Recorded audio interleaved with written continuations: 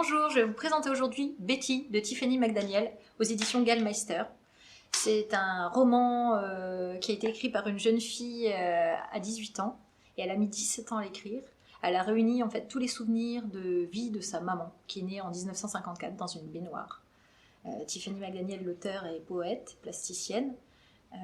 Son texte vient d'être récompensé par le prix FNAC 2020 et le prix America 2020. Je vais vous lire le préambule.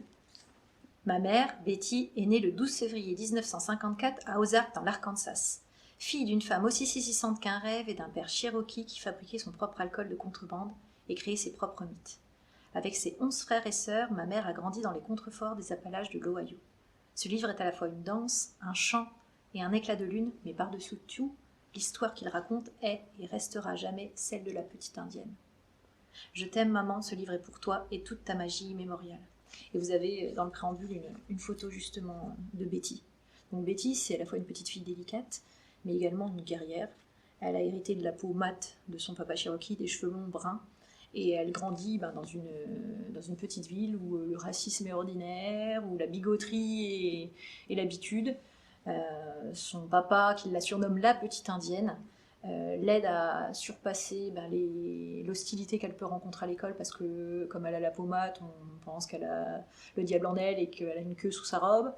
Donc les enfants entre eux qui sont toujours un petit peu terrorisants lui soulèvent sa robe et son père l'emmène dans la nature et lui demande d'observer et lui dit tu sais la nature guérit du pire et toi tu es forte et il faut que tu t'en souviennes.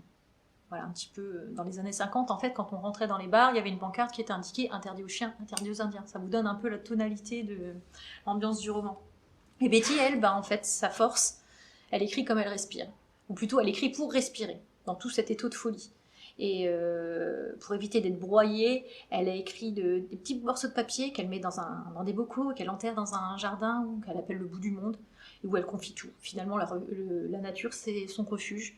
Et ça agit comme un contrepoison. Ça lui permet de supporter un petit peu la violence ordinaire. Donc derrière ce récit qui m'enseigne les secrets et les tabous, il y a tout aussi un regard percutant sur la société américaine qui nous livre aussi les mystères de l'enfance, la perte de l'innocence, et aussi c'est un roman initiatique qui célèbre le pouvoir réparateur des mots. Donc dès les premières pages, il y en a 716, mais il ne faut pas vous sentir effrayé, c'est vraiment un roman qui se lit d'une traite et dont on ressort grandi, et surtout on n'a pas envie de lâcher les personnages, parce que la famille nombreuse de Betty est attachante, et à travers son père qui nous enseigne la sagesse Cherokee, on se lie vraiment d'affection avec la famille Carpenter. C'est un roman d'apprentissage, et c'est le portrait d'une chrysalide qui devient papillon, parce que Betty, on la suit depuis sa naissance jusqu'à ses 18 ans. Je vais vous lire un second extrait, où on nous explique que devenir femme, c'est affronter le couteau.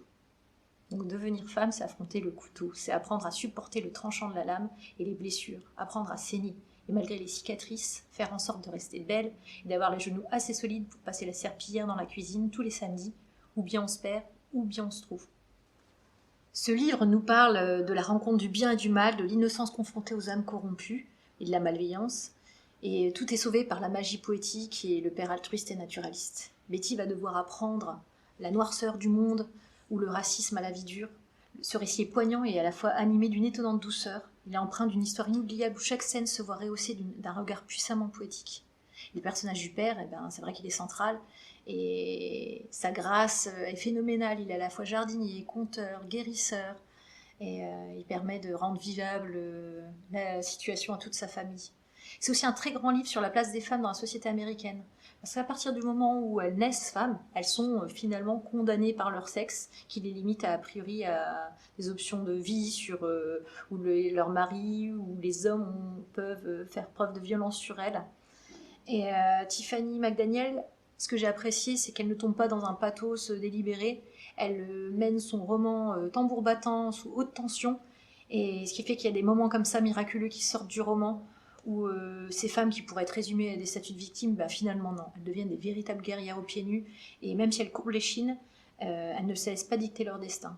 Donc c'est un vrai roman fort, addictif, qui aborde le métissage, le racisme, les secrets de famille, il est gorgé d'humanité.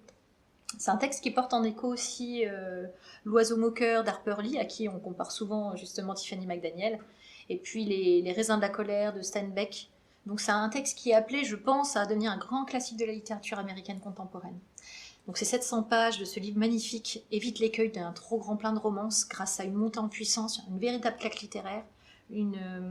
C'est pas du tout indigeste, c'est un récit d'initiation et une saga familiale, et en même temps un roman coup de poing qui, à travers des thématiques sur les violences faites aux minorités, sur les violences sexuelles, sur le rapport au vivant. C'est un livre vraiment touchant et qui dit aussi le pouvoir cathartique des mots. C'est un livre dont on ressort grandi. On est vêtu d'une grande quiétude à la fin de ce roman, de la lecture de ce roman, et puis c'est une véritable leçon de résilience féminine. C'est un roman haut envoûtant au service d'une histoire qui vous frappe le cœur et qui ne vous lâche plus. Vous serez triste d'avoir terminé ce roman. Nos collègues bibliothécaires du Livre de Nancy nous parlent de ce roman en nous disant « Voici un livre monde, un cœur qui bat, un chef-d'œuvre intemporel, la voie à découvrir impérativement ». Un autre magazine littéraire qui s'appelle Livre Hebdo nous parle de force de caractère de destin qui laisse un vif sentiment d'admiration. Betty est une héroïne avec un grand H qui nous laisse une trace indélébile. Et enfin, François Bunel nous dit « Voici le grand roman américain de cette année 2020, c'est Magistral, un livre coup de poing qui vous renseigne mieux que n'importe quel documentaire sur bien des réalités de la société rurale américaine, un futur classique de littérature américaine. »